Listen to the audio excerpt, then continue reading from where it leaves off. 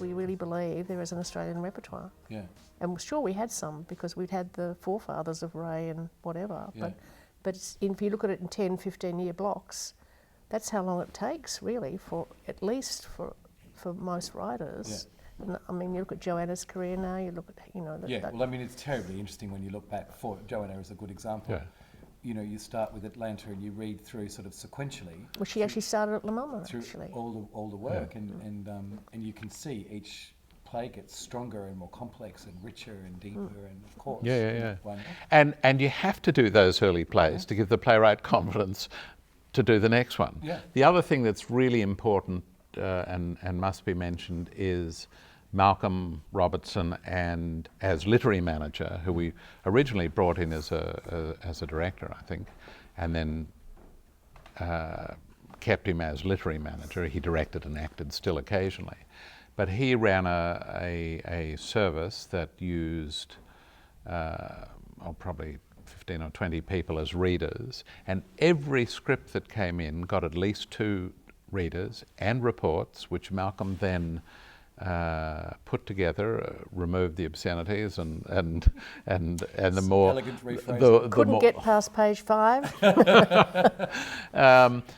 Because I was no good at reading new plays, and being a play doctor, I'd say, you know, change Act 2 and get rid of that character and put this scene here, and they'd do exactly what you'd say, and the play'd come back and it'd be worse. Yeah. So I decided that wasn't my forte. But Malcolm did this, and he would sit down with the writers and go through the scripts with them. And at the end of my time here, we were getting about 300 scripts a year. Now, Tim Rosemond and Playwriting Australia now does a lot of that. But at the time, we were it. And it was because of Malcolm. And we paid the readers a very small fee, but they got something. So it was a professional gig, and they had to be serious about it. And even the really crappy scripts, and there's a lot of crappy scripts you get, got a respectful hearing. And then those that came to the top of the water through that process, Malcolm would then pass to me. And so we had a very good foundation to find new work, and Malcolm was wonderful because he didn't have any one style that, you know, a play had to be done in this way. He was very, very generous and eclectic in his taste, and he could recognise a potential also. What are the movements in writing now? The new things. Are you sensing any changes or any developments? My own view, and perhaps I don't see enough, and I don't see very much interstate. My own view is that it feels like a pretty drab period.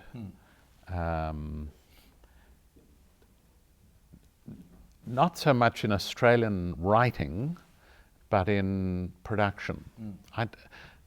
Maybe I'm just getting old and cynical and Seen too many. Seen too many, but I don't feel as excited in the theatre as I want to be. Yeah.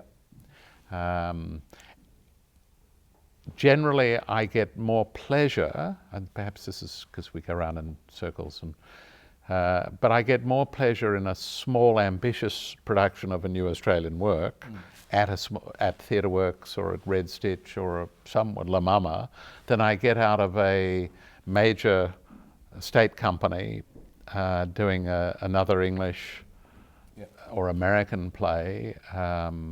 Other Desert Cities comes to mind.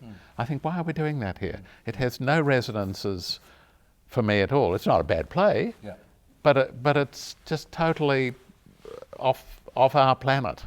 And I think, why are you wasting a lot of money and really fine actors, John Gayden, Robin Nevin, you know, etc.